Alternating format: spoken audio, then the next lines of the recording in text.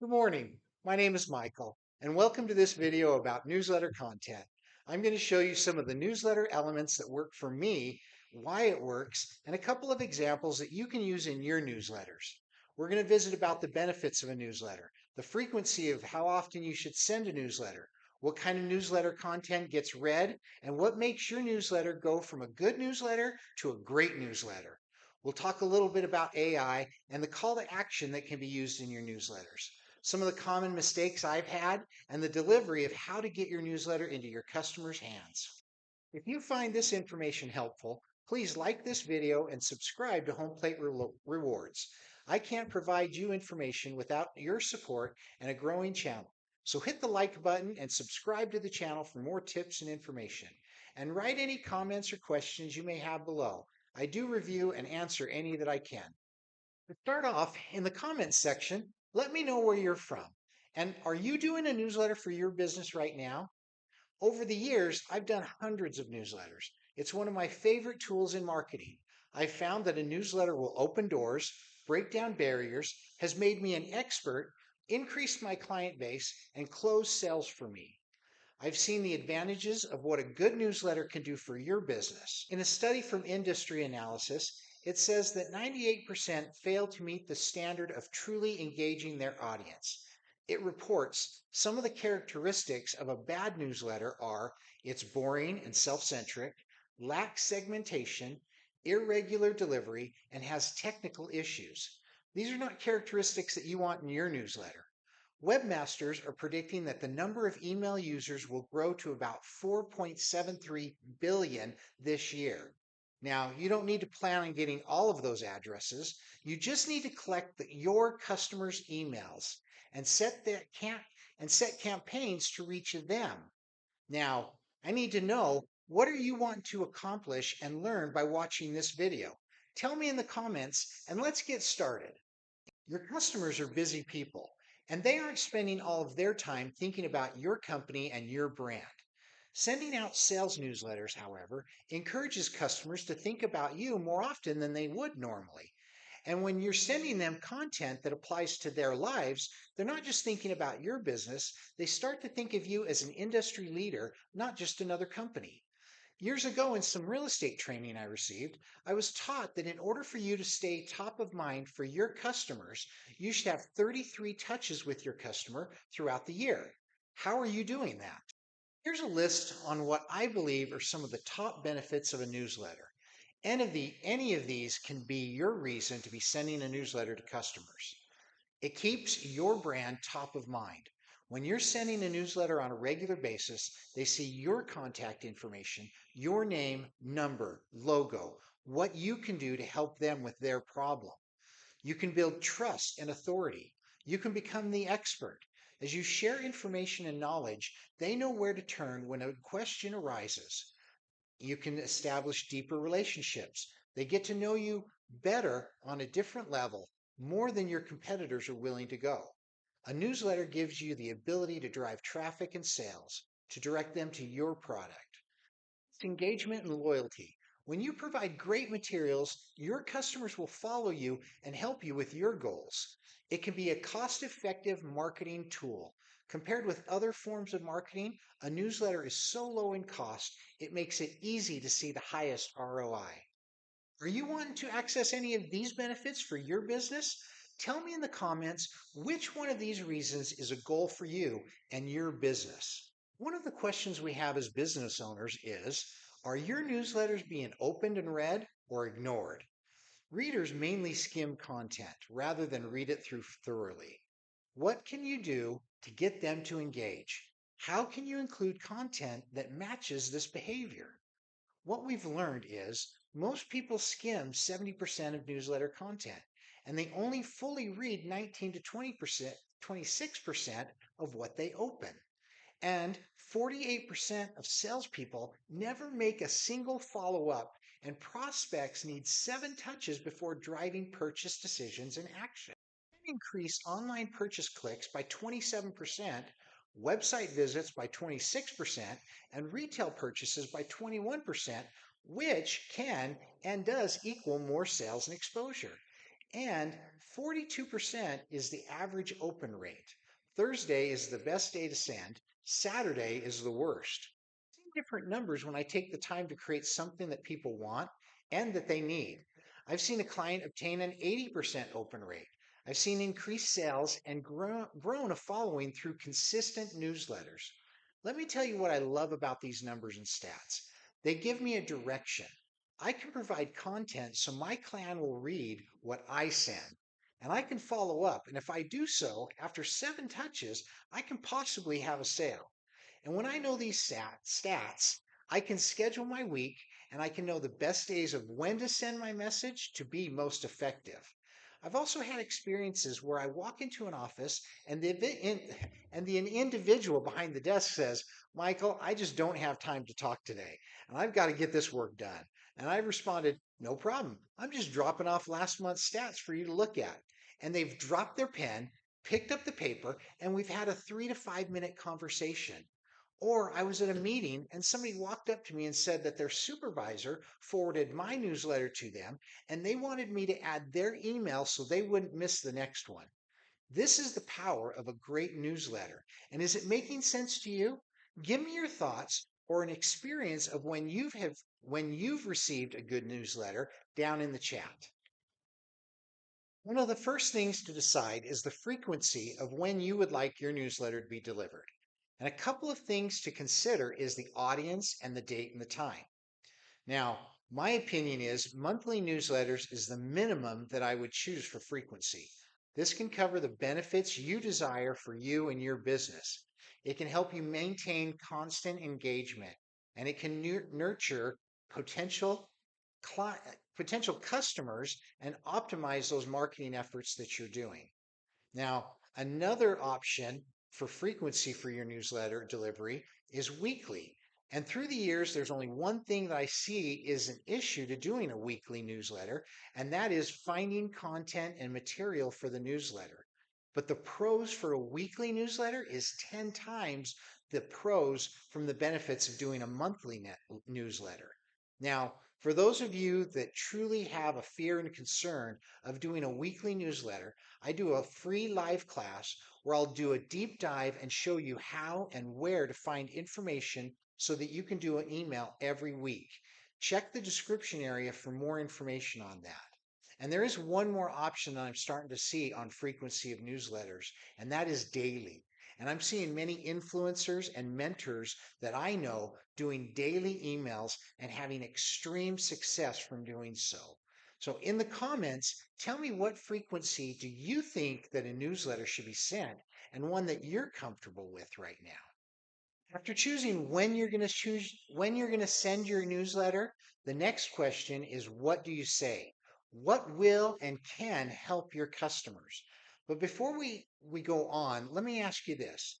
In the chat, tell me what information do you read when you open a newsletter? What catches your eye? What makes you stop?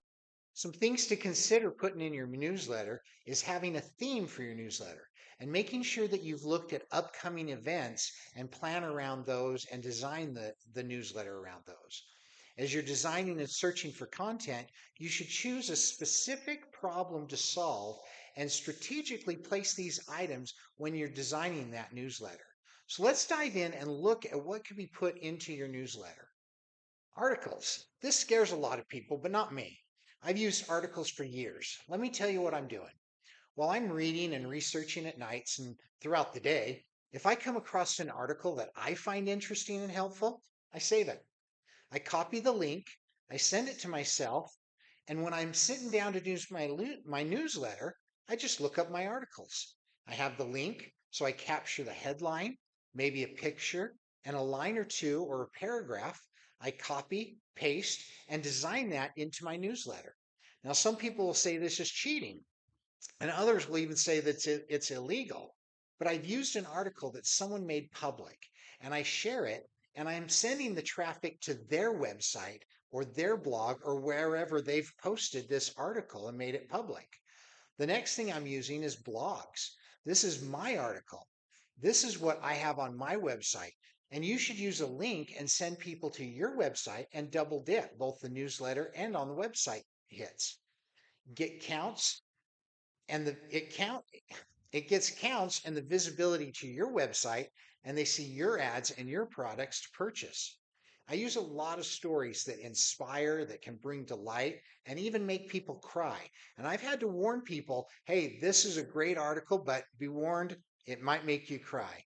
I've used podcasts, I've used how-to guides, I've used tips, QR codes, and any links that I find interesting, any events that are happening. I've used graphs, images, videos. I've used data and research, stats. All these are great because they can be eye-catching and they give the ability to see information at a quick scan. And when you know it and you can explain the info to them, you become the go-to person when they need help.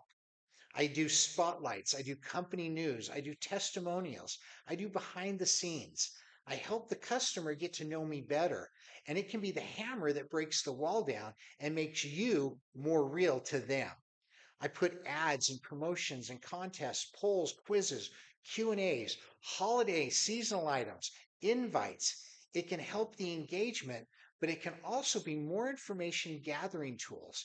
And if you can get into a sharing situation, it can be a growing tool for your list and your emails. In the chat, after hearing some of these ideas, does it give you a sense of direction to go? And if you're still looking for more direction and more insight on how I do these designs, like I said, I've got that deeper dive in my free newsletter workshop. So find the link in the description, sign up and attend that. Another tool that I've started using is AI. Now, I'm not here to debate the ethical nuances of AI in business and in life. I'm showing you that some of my tips and tricks in getting articles and information is engaging AI for the ease and speed in producing my newsletter. Now, there are many prompts that can create pictures and graphs, infographics, logos, research, design. I can go on and on. And if you want to try some of the prompts, follow me and find one of the videos where I share them, and I'll send them a whole list of 100 prompts to you. And if it can save you time, it's a valuable tool to start to institute. When you attend my free deep dive workshop, I'll show you more about how and when I use that AI. And if you're using AI, comment yes and tell me how you're using it. Your newsletter should have several subtle call to actions throughout it. Read this article. Here are the stats. Actions that will encourage engagement. All of these CTAs will engage your readers to move. But then there are also harder CTAs that will capture information. It should be the intent of the newsletter to capture leads and their information. You want their name, email, phone number, purchase. Some tips in helping your call to action stand out. Use action verbs to begin your call of action. Learn, buy, subscribe, download. These are all action verbs that will cause movement. Finish your call to action with something that promotes enthusiasm from your target audience. Sign up, buy now, learn more. Those are all the extra words that will provide, here's what I want you to do. List your unique selling proposition. So right above it, put a headline, a subheadline, and then the subscribe button. Highlight the deadlines for important sales on your products. That will encourage them to click on those calls to actions. And consider user behavior on different devices, putting subscribe on one, sign up on another. Newsletter marketing is one of the most effective and profitable ways to connect with current and potential customers, but it is also an area rife with potential pitfalls and easy to make mistakes. So, how do you avoid making these mistakes? Don't put too much promo. Readers want value first. Don't design poorly. Don't be too busy or have bad content or format. Take time and make those things look good. If it looks good for you, it'll look good for them. Not having enough links or ability to access. Make sure you've got a follow through and a reason why you're putting that newsletter out in the public.